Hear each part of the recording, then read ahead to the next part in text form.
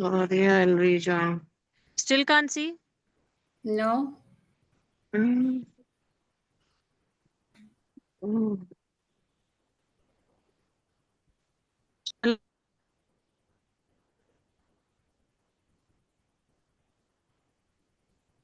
Huh. Mm.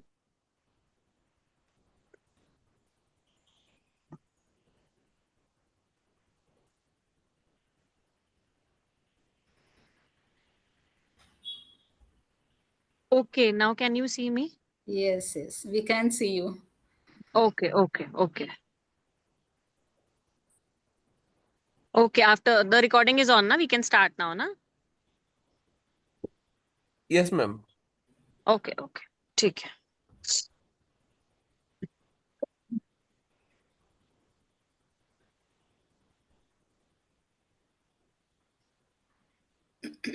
Okay.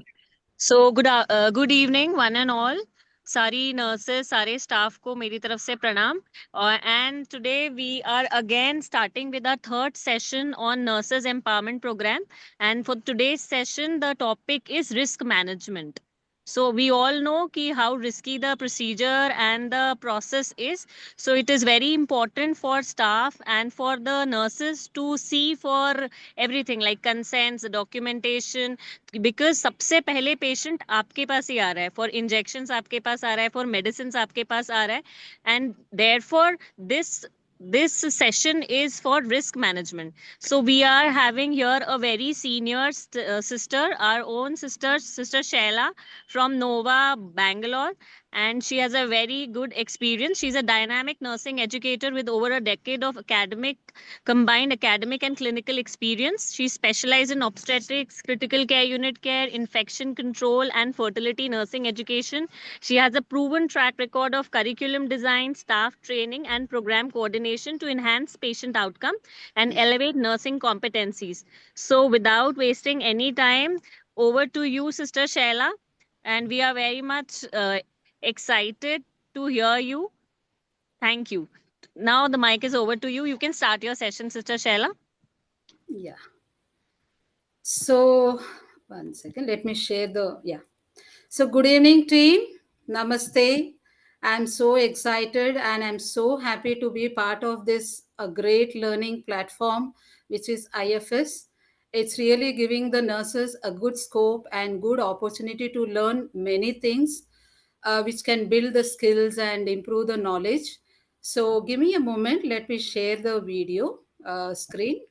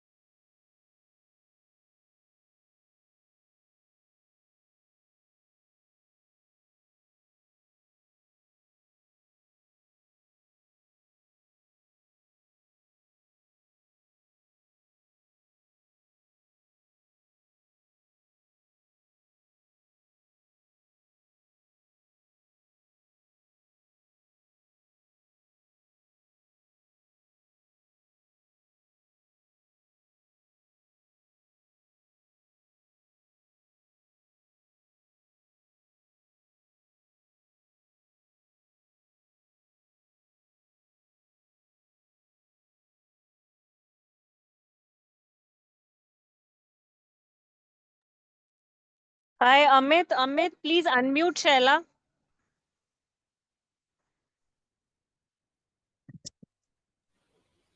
I'm so sorry. Dr. Payal, can you see the screen? Is the screen visible? Yes, the slides are visible. Just ensure slideshow. Yeah. So thank you so much, Dr. Payal. Okay. So today's session, which is very, very important, it's basically on risk management, as rightly introduced by Dr. Payal. So we are in the healthcare system as a clinical team working with the patients and for the better outcomes. Whenever we are dealing with the patients, treating them, giving care for the patients, ultimately the goal at the end of the day should be a better patient's satisfaction. It's not only the patient satisfaction but also employee satisfaction, whoever is working in an organization, and also the organization should be satisfied. So these are the three areas of satisfaction where it is very important for us to know about the risk management. Okay. So, what is risk management? Any organization it, prepares or develops or creates a systematic process focused on identifying, analyzing, and mitigating the potential harms or hazards that can harm patients, staff, or the organization itself. Okay. So, it is crucial for maintaining patient safety, ensuring quality care, and preventing financial and reputational damage. So, as we all know, the years ago, so we didn't have any kind of quality accreditations like NABH or quality accreditation institutes. But why are we seeing so many accreditations coming up in the healthcare facilities? Can someone tell me? So, why are we into this quality care through our accreditations? Why do you think so? Can someone quickly answer? Anyone? Can staff participate, Dr. Payal? Hello? Hello? Am I audible to all of you?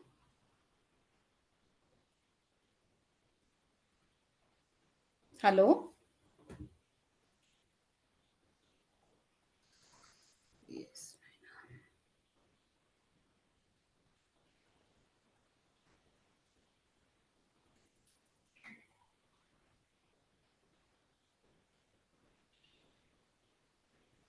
Dr. Payal, am I audible to all of them?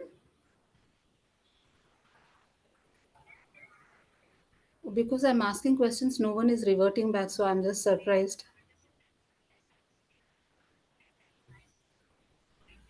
Okay, no problem, no worries. Okay. Sure. Okay, thank you. Yeah. So I think we need much more participation in today's session because this is a very crucial and very important topic in healthcare settings. Okay, so effective risk management. We do have a risk management plan, but what is effective risk management? So risk management, which is effective, involves proactive measures to prevent incidents. When I tell proactive, it is not the responsibility of a doctor or a nurses or the paramedical staff or an organization.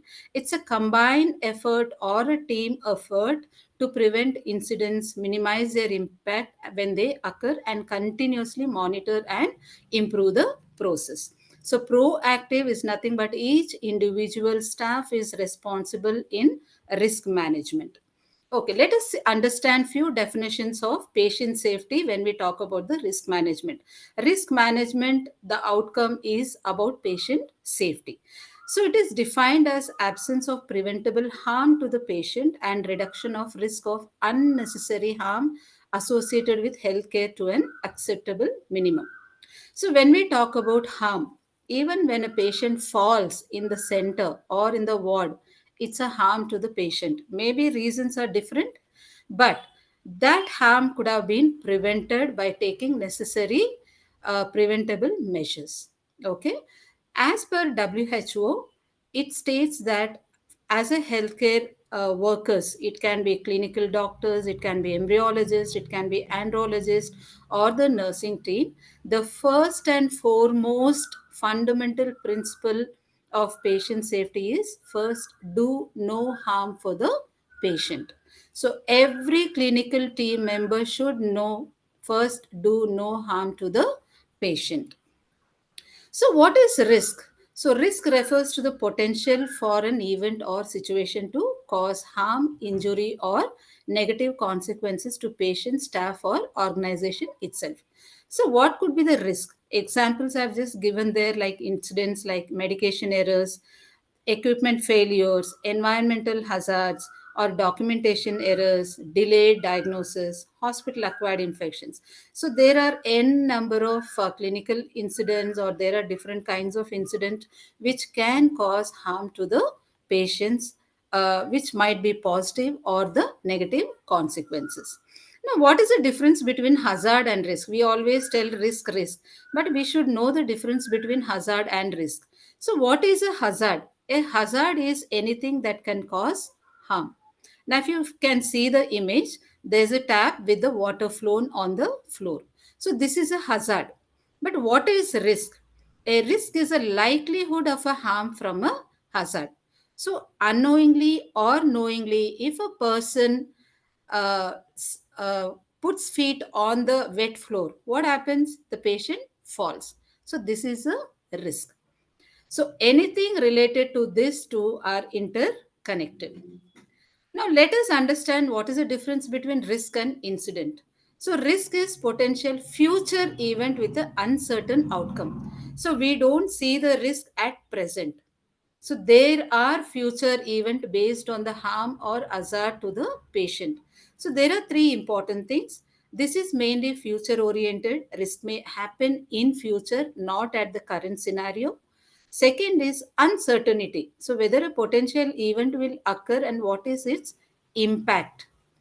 Potential impact is whether it can be harm negatively to the patient or positive impact for the patient or to the organization or to the staff itself. So these three are called as a risk. But what is incident? I think many would have come across many major incidents in your hospitals or centers. For example, needle stick injuries or patient coming with seropositive, not handled properly, not taken precautions, patient or the staff getting positive. So these are some of the incidents which we commonly seen in the centers. So incident is confirmed event which has already occurred. Okay, so past oriented, so which is already occurred. It's a confirmed event, it's not an uncertainty, it's a confirmed event, and impact is already felt. Either it can be by staff or the patient or in the organization. So, few incidents when we see, there are two things, near misses and sentinel events. So, though we are not a multi speciality hospital, but we work in a very confidential center, that is fertility center, where we can have chances of having near misses and sentinel events related to the anesthesia, or it can be medication errors, wrong medication given to the patient, it can be anything. So, what is near miss? It's an incident where error or event is detected and corrected before it can cause harm. So, let me give an example here. Suppose if a nurse is trying to give a medication to the patient. Okay, so if the nurse is not cross checked or double checked the medication, so she is trying to administer the medication to the patient, a wrong medication to the patient. So, a senior nurse notifies or identifies this and stops her that this is going to harm the patient. So that is called as near miss. So incident is going to happen, but at that point it has been corrected. So what is sentinel events? Sentinel events is unexpected occurrence. For example, if you can see adverse anaphylactic reactions of anesthesia, we cannot predict these sentinel events. It can happen at any point of time.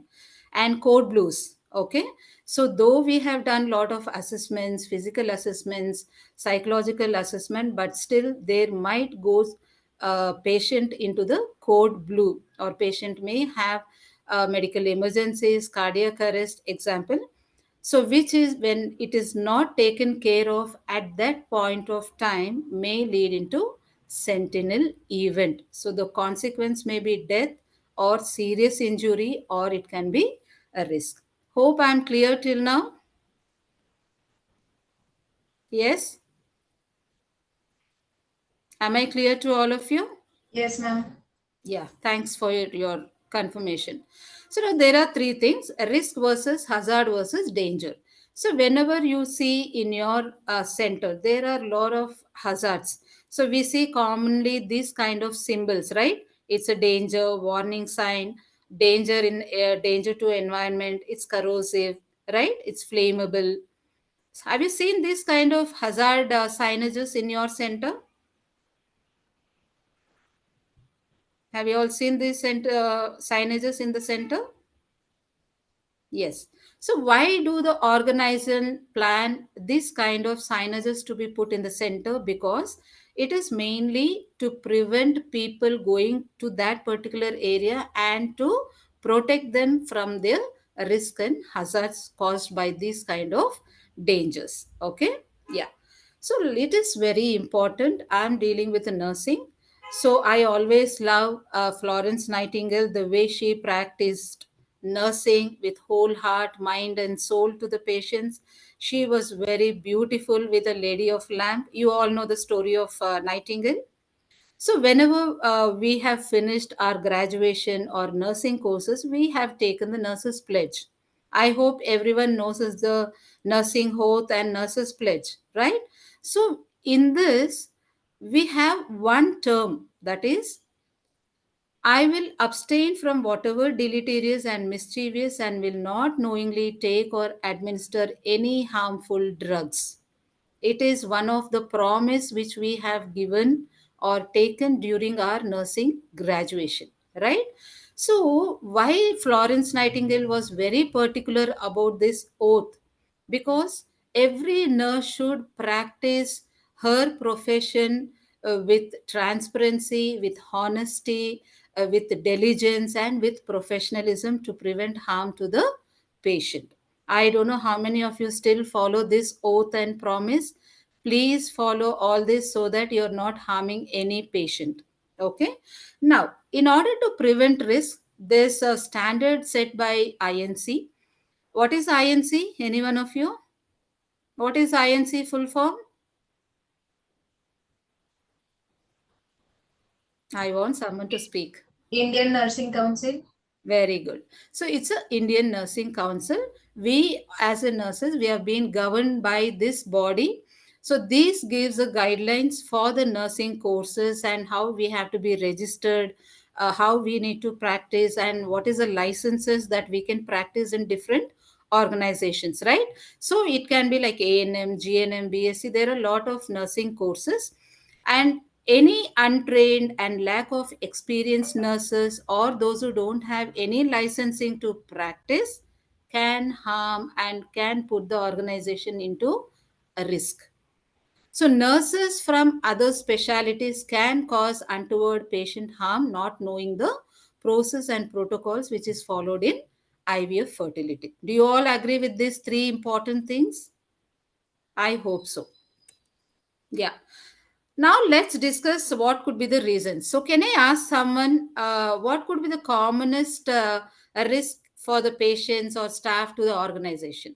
Can someone quickly tell one or two? I'll be very happy. Anyone? What are the common risks have you come across in the fertility center? Anyone?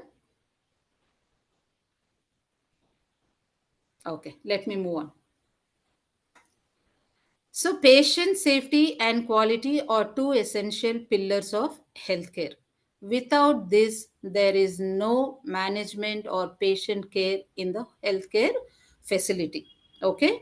So, one of the key term as per AHRQ is doing the right thing at the right time for the right person and having the better possible result. This is a very, very important. Why I tell you right is Doing right is very important. Many people do it, but they don't do in a right way. That is where we end up having many errors, which can be prevented, but we couldn't prevent it. Okay. So, as I told you, risk management in the hospital is a systematic process forced to for us to identification, analyzing, and mitigating the potential hazards or harms for both patients, staff, and organization. Yeah. So, this is for a risk approach management for the nurses. So we have six components here. So I've kept nurse as a center because they are very important part of care for the patients. What can go wrong? So nurse can understand what can go wrong, how likely it is to go wrong, what are the consequences or the outcomes, how can we prevent it from going wrong, how can we relieve it from going wrong, and is the risk of going wrong worth the benefit of doing it? If every nurses understands this six risk management approach, so they believe me, there won't be any kind of a risk or harm to the patient in your center. So now there are five steps of risk management. So whenever you come across any risk, so generally a junior nurse coming and telling, I have done this harm or I have done this error to a senior nurse, immediately what the senior nurse tells, they blame or they shout at the junior nurse. Why have you done this? Why have you not met me? Right? So there are so many. See, whenever we are handing a junior nurse or untrained nurse, it is very important for us to train them to the maximum to uh, understand our process and protocols instead of blaming others, right? So there are five important risk management steps. One is risk identification. So how can we identify the risk? So it is through observations or taking rounds to different departments.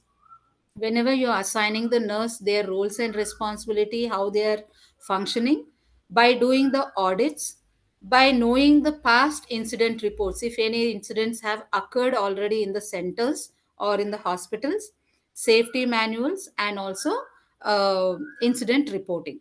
So by this, any staff nurses can understand what are different types of risks in the center. Second is a risk assessment. So, what is the severity of that particular risk? You can do it by scoring or whatever it is. I'll give you a simple example. For example, patient crash. Okay. So, how likely you have equipped your crash cart, how well you know about the emergency medications, how you have to give in a different routes matters a lot at that point of crash. Okay. So, who might be harmed? So, this is a risk assessment. What is risk planning? So, you have identified the risk, you have assessed it, and what are you going to plan? So, assign the responsibilities to your team members, create the protocols, do a RCA and CAPA. RCA is root cause analysis, why it went wrong, where it went wrong. CAPA is corrective action and preventive action. So, the harm has happened, we couldn't have prevented, so we need to have a corrective action and preventive action. So once the planning is done, we need to implement. So what is implementation? So it is actions, training, system upgrades, and also as SOP adherence. What is SOP? So whichever organization, we have a set standard operative procedures for each task. For example, in nursing, how you have to do a admission. So you need to receive the patient, greet the customer with smile, welcome them warmly, prepare the unit, right? And you have to prepare the bed making, receive, give the comfortable position, right? Give the change the dress, and allot them the bed. So these are the steps in admission process. So these are nothing but standard operative procedures. In case if we deviate from these SOPs, then a harm or risk arises in the center or organization. So once you're ready with the training, system upgrades, SOP, the final step will be monitoring and review. So all this have been done. How do you monitor and review? Again, once it is done, you have to do a regular audits, observe, take the feedback from the organizations, patients, and the clinical team for the continuous improvement. So these are the 5 basic steps of any risk management. First is risk identification, second is risk assessment, third is risk planning, fourth is implementation, fifth is monitoring and a review. So, to do the risk identification, you may be wondering how to identify it. We didn't have any incidents, we didn't have any harms in the center. So, there are two important routes or tools you can do. One is SWOT analysis, and second is fishbone analysis. SWOT analysis is nothing but it is done both internally and externally. First S is strength. Okay, so what are our team's strength in preventing the risk? Second is weakness. So, where do you have to improve? For example, if the senior nurse is doing her own routine, is not having time to train the nurse, right? So, that is called as weakness. Opportunities. So, with opportunities, you get benefited. Threats. What are the disturbances, hindrance, or obstacles which you have in the center? So, these are the 4 important tool which is called as SWOT analysis. The second, we have fishbone analysis. So, it's maybe very complicated for you. Let me take you in a simple way. First, identify the problem. What is the problem? What is the issue? What is the hazard? Second is identify them into the major categories, whether it's a medical emergency or whether it is a chemical emergency or whether it is a disaster. So categorize them based on the risk. So third is contributing factors. What are the factors which led to the risk? Fourth is try to analyze and investigate why it happened, how it happened, when it happened. So that's called as investigation. Finally, you have to do the need based analysis. Okay, so these are the 2 important tools of risk management, especially done in the hospital. Okay. Okay, so what are the primary benefits of risk management? When we have the plan, when we have the quality in place, when we have infrastructure, good infrastructure. So, what are the benefits? So, we can improve patient and staff safety, we can reduce the errors, we can improve the quality of care, and we can have the legal and regulatory compliance. Then we can have a financial protection, better clinical decision making. You can decide what went wrong, what can be done, and what could be done. Culture of accountability. This is very, very important benefit. Every staff in the center should be accountable and responsibility for any kind of harm. It is easy for a human to blame than taking accountability. But as a nurses, we are dealing with the human beings. We are not supposed to blame, and we are supposed to be accountable and responsible because patients are trusting in us and they are taking the services from our center. So we have to keep up their trust with all our good quality care. So it increases confidence and professionalism, better communication and documentation, and also it will improve workflow and efficiency. So now coming to the major aspect, there are 7 types of healthcare risks in the center or any hospital. First is cybersecurity risk. Second is compliance risk. Third is reputational risk. Fourth is financial risk. Fifth is strategic risk. Sixth is operational risk. Seventh is clinical risk. So these are the 7 major health care risks which generally we have to take care of. Now, what is cyber security risk? So we use a lot of technology for documentation, maintaining the MRD files, right? We do use the softwares. But suddenly, if the software crashes, that's a risk for the organization or also for the patients because confidential data is being stored in the software, right?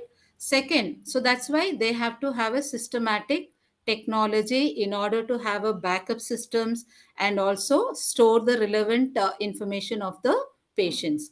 Second is strategic risk. What is strategic risk? Sorry, this is a compliance risk.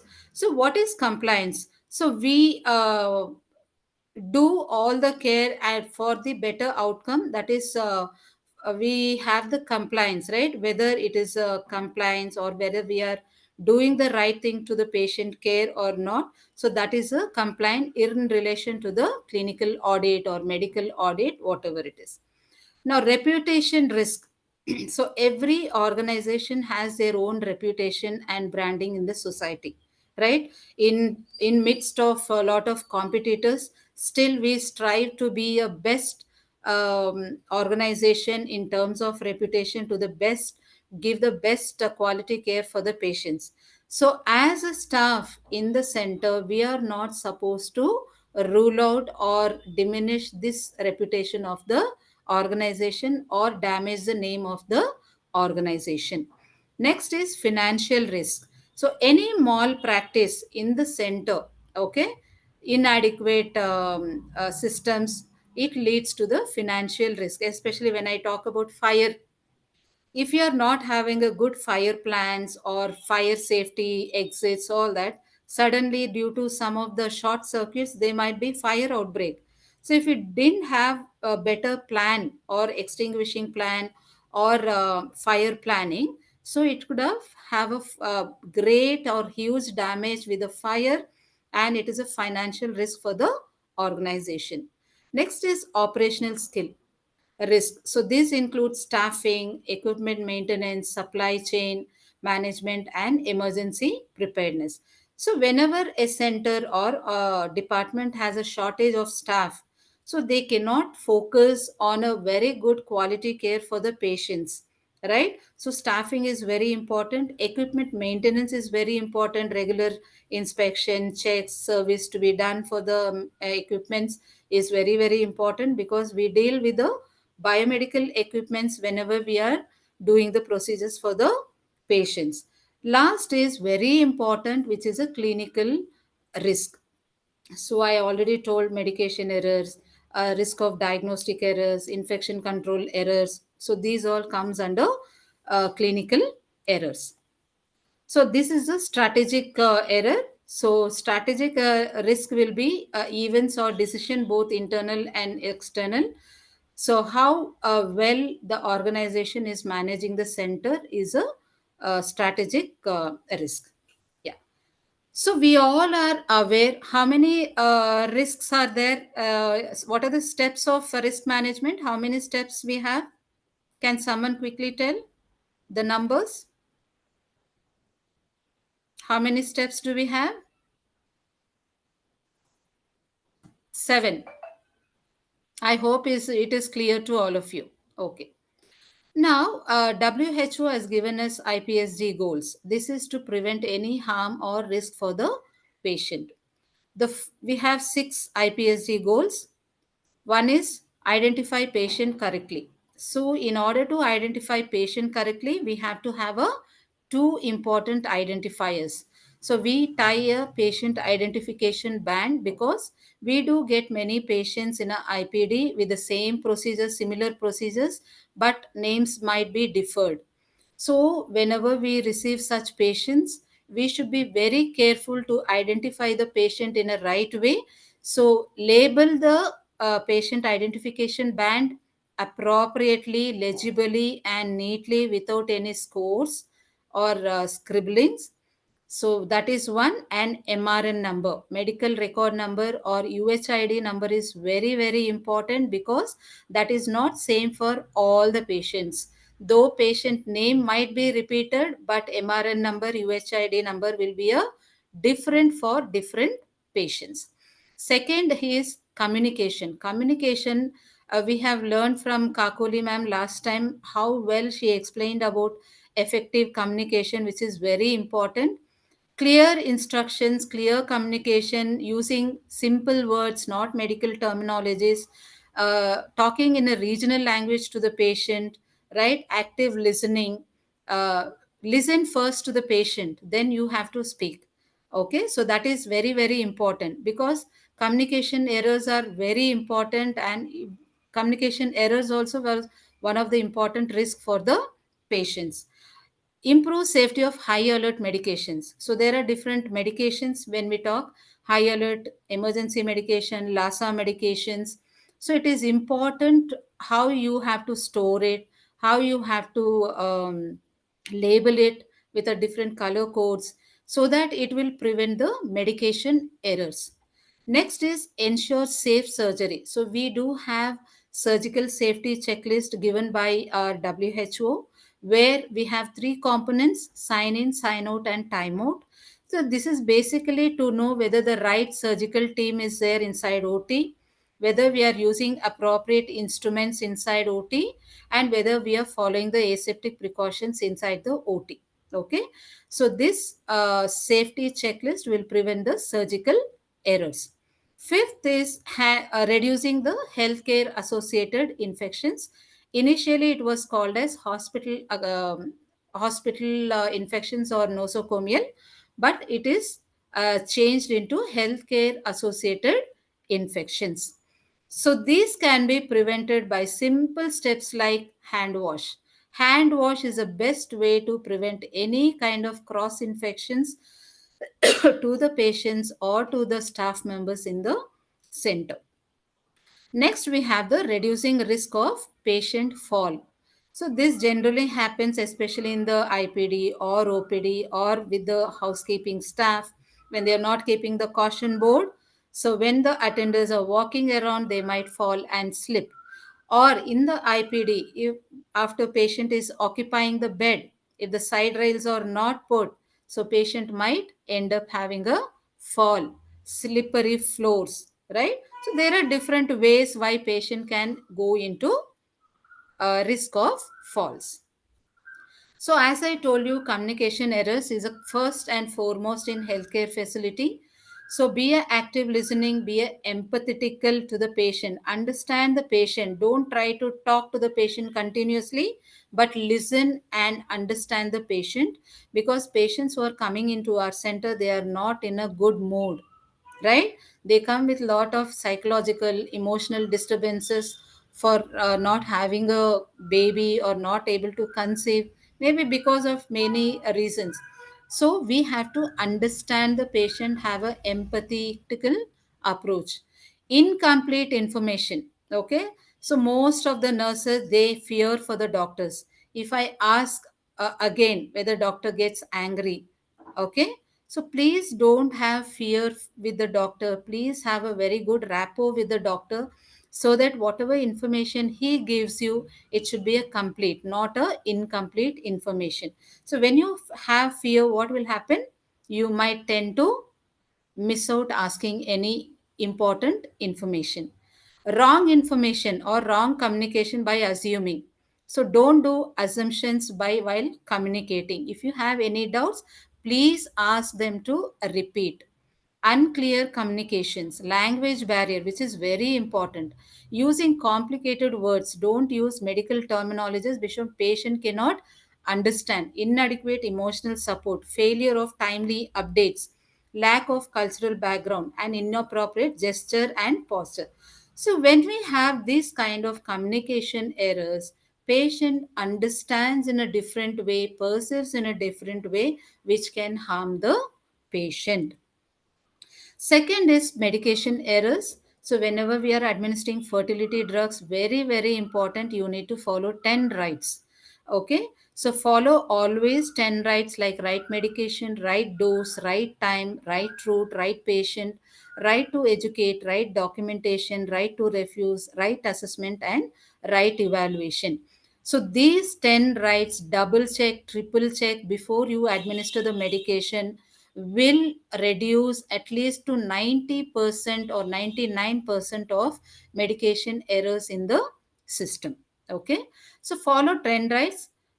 Do the stock maintenance to prevent shortage. Don't run around if you have any shortage of medications, expiry and near expiry, because when you don't check the expiry of the medication, you might harm giving a expired drug for the patient, which can have a adverse effects for the patient. Storing protocols, look alike, sound alike drugs, high risk medications should have a color coded labeling so that anyone who handles the medication should know the differentiation. Narcotic policy, they are high risk medications and they should be double locked and kept. Otherwise, they can be misused and cause harm to the staff themselves. Maintaining cold chain and storage of fertility drugs. So, if the cold chain or temperature of the drug is not maintained and there is no efficiency, even after you administer the medication to the patients. Next, I told you already two identifiers for the patient identification band. So, if you are not identifying the patient, so you might end up doing the procedure to a wrong patient. So, it is very important that you identify the patient with the patient identification band. So next, patient fall, as I told you, clean linen and mattress, hygiene in the unit, side rails after patient occupies, seat belt, especially for the wheelchairs and the cot. See that you lock the wheelchairs in case if you're transporting the patient or transferring the patient, shifting the patient. Inspect the unit for any kind of damages. Cardiac tables and footstools for support for the patient should be given. Specimen errors. This is very, very important because we have embryo transfer done, ovum pickups, or we have some endometrial tissue samples to be transported to the lab. There are a lot of specimens as a fertility nurses we are handling in the center. So it's very important, even a wrong sample being introduced into the patient. It might happen, right? Only when they go for PGT or by any test, they come to know that this is not our biological baby. So, correct patient identification, RI witnessing, labeling the sample containers before sample collection, appropriate transport of sample timely. Because I have seen many staff after collecting the sample, they just leave the samples wherever they like. They don't communicate that sample is being collected and it has to be transported to the lab. Okay, no missing samples. Many a times housekeeping doesn't know whether this sample is important, so they just discard that sample in the biomedical waste bins. So it is very, very wrong and it is illegal. No mismatching of the samples. So that is why labeling is very important to prevent the specimen errors. So this I told you, healthcare associated infection, two important things. Please always follow standard precautions and transmission based precautions. Many a time staff thinks that infection control practices are only for audits and observation by others. Please remove that myth from you. Infection control practices are for our safety. First, it is for our safety and then only for others. If you're not following the infection control practices by yourself, how can you promote the health for patients and your team and your family? Right? So please follow the standard precaution at all times. And if you have any seropositive patients or any kind of dengue patient, chicken pox, all these patients, you need to take the transmission based precautions. So when you take these precautions, we are trying to prevent the healthcare associated infections. So this is a surgical safety checklist which I told you it can prevent many harms for the patient relating to the surgical errors. I hope everyone following this in the centers before starting the procedure inside OT. Yes or no? Are you all following this safety checklist?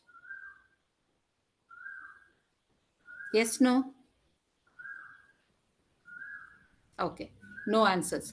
So there are three components: before induction of anesthesia, before skin incision, or before patient leaves the operating room. So this is very important tool to prevent the patient risk and harm to the patient. Equipment check before and after, whether equipment is of good functioning or not, right? So whether PAC is done, all the consent signatures have been taken, right? All these checks are being done by the clinical team who's there in the OT, so that this is one of the important way or tool to prevent the patient risk. So this is our document which I wanted to show. This is a surgical safety checklist which we are following in Nova.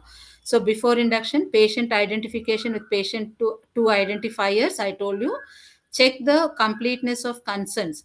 See, few centers Consents have been taken by the consultants or clinical coordinators or junior doctors. But what is a nurse's role? Any consents, you need to check for completeness of the consent, whether all consent signatures have been taken or not, have the dates mentioned in each sheet, patient name written in each sheet, MRN number. So complete documentation with the consent signature is very, very important. It can be for legality purpose or it can be a audit purpose. Check for readiness of equipment, instruments and linen. Check for labeling of patient details, aspiration tube, especially when you are doing the ovum pickup. Confirming with the embryologist regarding the labeling of patients on searching plate and also petri dish. So they'll do a double witnessing during the embryo transfer and ovum pickup. It's a teamwork. Informed consultant embryologist and also anesthetist. So when we do these checks before starting a procedure, it is one way to prevent harm for the patient. If the consent is not being checked, patient might have any untoward reactions during or after the procedure. So patient attenders should not claim why has happened. So consent is very, very important for mutual agreement to undergo the procedure and also to be prepared for any kind of untoward events. Okay.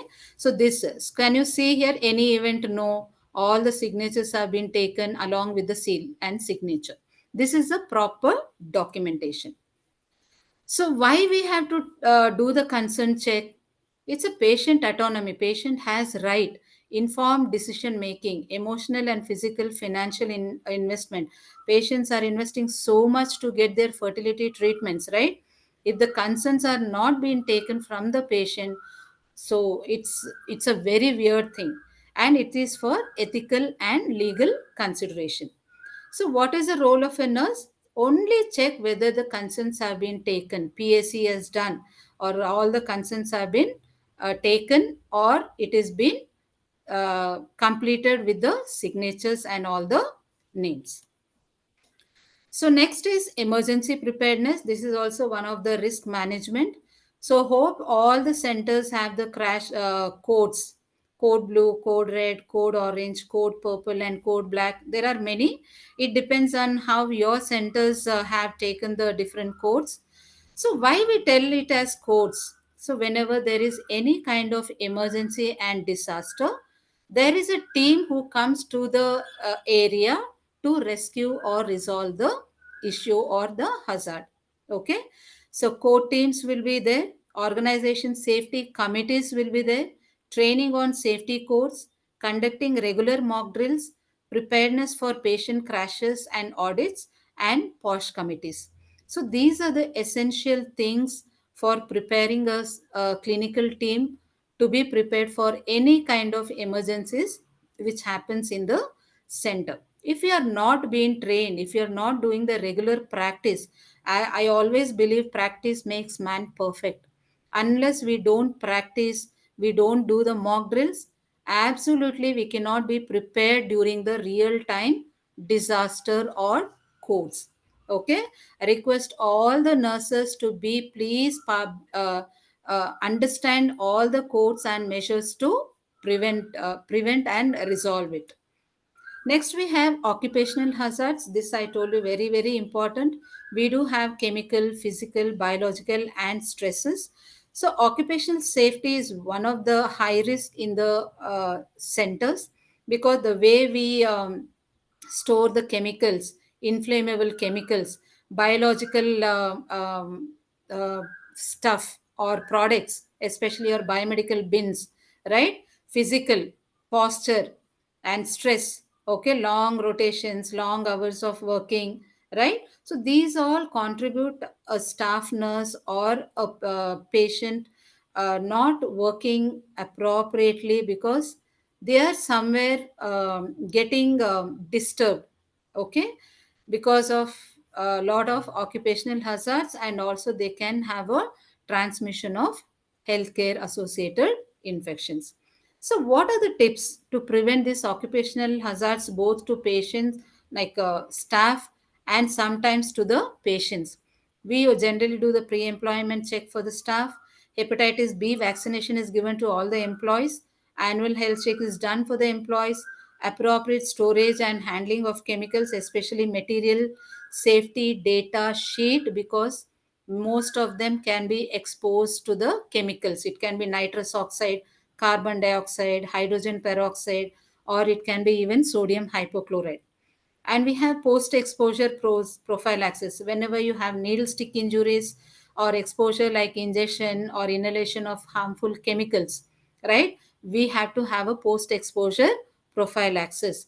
Training on occupational risk, it is basically to protect staff and also patients from the occupational hazards. Housekeeping training, very very important. Housekeeping is one of the key member in any center. They should be training appropriately on PPE, storage of biomedical waste management, and risk of slippings. All this should be trained for the housekeeping staff. Coming to psychological stress and burnouts, as I told you, patients are not coming with a good psychology. So we need to have an empathetical approach towards patient, to have a why they choose our centers for patient care or their services, right? So they believe, they know that there are good team members in the center, so they can have a better services if they come to our centers, right? So we need to understand and act as per their emotional needs. So biomedical equipment failure is also one of the important risk management in the center. So this is mainly a nurses and the OT technicians role. So what you are supposed to do before you could start any procedure or to prevent any harm or risk to the patient, do the thorough visual function of inspection of the equipment, do the preventive maintenance, track the failures where the medical equipment has failed, asset management, quality, whenever they are installing, be there to check how they are installing. Use the training manuals. So every biomedical medical equipment has a safety manuals. Go through those manuals. Okay. Structure communication, incident reporting, and fault isolation. If any biomedical equipment is not functioning, remove that immediately from the OT and get its service done. Timely corrective maintenance, and also environmental and infrastructure safeguards. So when you do all these things, we are able to prevent the risk related to the biomedical equipments. I would like to give one example. When a consultant started ovum pickup, okay, so the OT technician failed to check the oxygen backup. Suddenly, the patient went into the hypoxic state, respiratory arrest.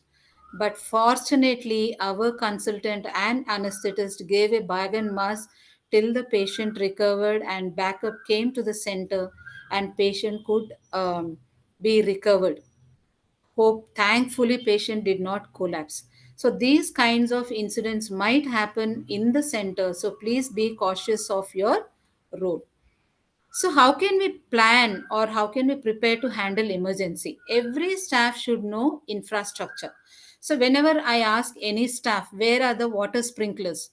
They ask me, what are water sprinklers? So it is to cut off the fire. So it will be in on the roof. Crash cart equipment. Most of the nurses don't know how to equip the crash cart, what things, what consumables should be kept in the crash cart. Crash cart is one of the important equipment to prevent patient risk. Staff should know how to handle the crash cart in emergencies. Firefighting extinguisher. I see most of the centers keep the fire extinguishers, but no one knows how to handle it during the fires or fire outbreaks. Spill kits. We do have major blood spills or chemical spills. Every staff should know how to use the spill kit and how to manage the spills. Training to all the staff during the safety codes. So next is our nursing documentation. This is when one of the important risks related to the legality. Any nursing documentation should be complete, clear, and concise, legible. Okay. So we have various registers which we follow in the center, like TPR chart, nurses notes, drug chart, injection register, indoor and outdoor register, cleaning register. So any register, any document is a legal documentation of a patient. It should be written, documented legibly, neatly, neat handwriting, complete documentation with your signatures. How is these two reports? Is it neat? It is so haphazard. How a person can read such kind of nursing notes? Don't scribble the nurse's notes. Okay? This is also a legal issue for the patient. They can claim. Why? What happened? So they have scribbled it. They have overwritten. Don't put the whitener. Just make one line. Strike it with a one line. Okay. So nursing documentation is also one part of important way how to prevent the risk to the patient.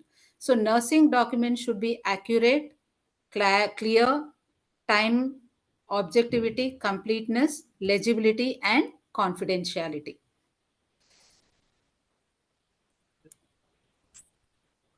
Okay, so finally we have patient confidentiality. So we do use ultrasound machines. Every fertility center has a ultrasound machines. So we need to take the consent from the consultant to handle the USC machine, because lot of confidential information are stored in the USC machine. So whenever it comes into confidentiality, please handle the USG mission with the consent from the doctors. So how can we prevent risk? So follow standard operative procedures, do identify the risk and do the RCA and CAPA, raise the incidents. See, don't have fear to raise the incident. Incidents reporting is only to improve our services, not to blame anyone. Okay, don't hide any kind of incidents which cannot give us chance to improve. So incident reporting is only gives improvement in the system. Quality assurance programs and also teamwork and communications. Now, I've given few examples here. Nurses' role: monitoring the vital signs and symptoms of OHSS. So, ovarian hyperstimulation happens to patients where they are hyperstimulated, they are gone into a risk. So, nurse have to monitor the vital signs appropriately so that they can identify the risk from OHSS. Proper administration of medication, like right route, is very, very important. Double checking of patient identity and embryo labeling, clear documentation and communication. So, what can we follow as a best practice? I always suggest, please follow hospital infection control practices for yourself first and for the patient best outcomes secondary. Adhere and learn the standard operative procedures which is followed and set by your organization. Continuous professional development, as how you're attending the sessions now. Please improve your knowledge. Attend sessions whenever there is opportunity for you. Patient safety preparedness and audits, following guidelines as per the ART. Is it clear to all of you?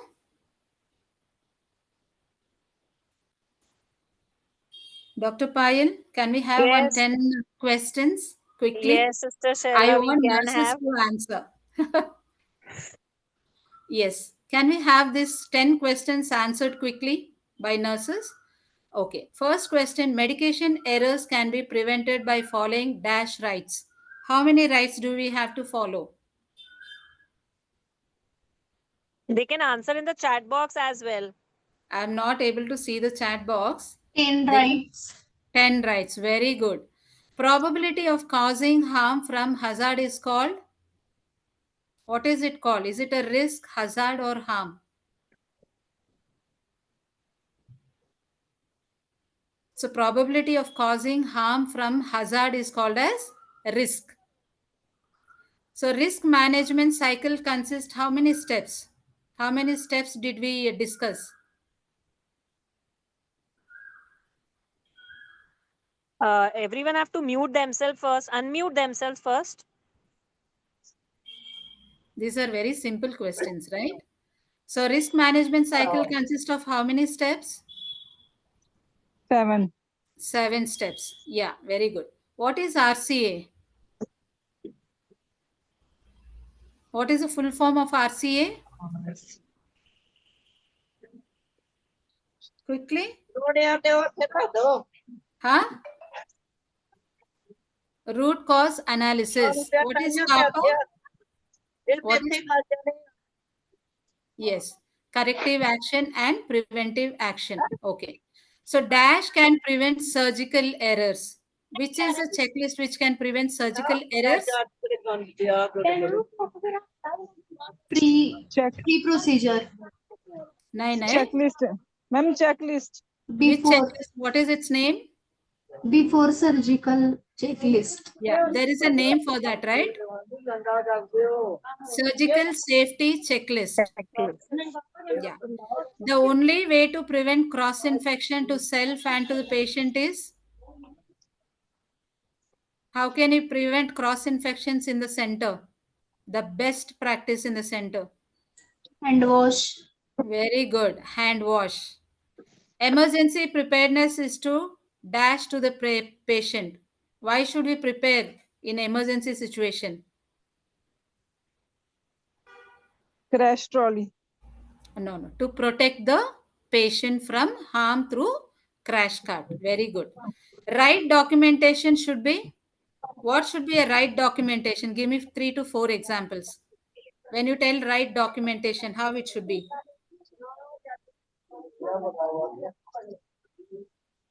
Legible, clear, complete, good Effective. handwriting, and with your signatures. Okay. Patient confidentiality can be maintained by, how can you maintain patient confidentiality? Communication. Yeah. Good communication, not leaking the information of one patient to the other patient. Do not discuss in groups about the patients, right? And whatever documents you are maintaining in your system should be confidential, and it should be only handled by authorized person. Okay. Last question. Can someone quickly answer? Dr. Payal, you should answer this. Yes, I have an answer for this. It was an Yes. excellent presentation, Sister Shaila. And I was also not aware of so many risks which you have shared in the slide. Very good presentation. And thank you for such an elaborative talk. And I think we should give prize to Hardeep's sister, Hardeep Kaur. She has answered each and every question. Because they are part of my trainings always. Yeah. Oh, really? That is very Yeah, they nice. don't Very miss good. any of my topics, and they are Okay. very good. Very Okay, I nice. think I've taken 10 minutes extra, I think, no, 10 to 15 No minutes. issues. Sorry for No that. issues. No So I'll issues, just Shella sister. Thank you for such an elaborative and mind-blowing presentation. And I think our sisters, whosoever has attended this, and we will also have a recorded version of this on YouTube. So those who have not attended, they can, because that is a very really good presentation of you have taken each and every risk into account. And I'm really glad that I could hear that. It is actually educated. It is very informative for the doctors as well.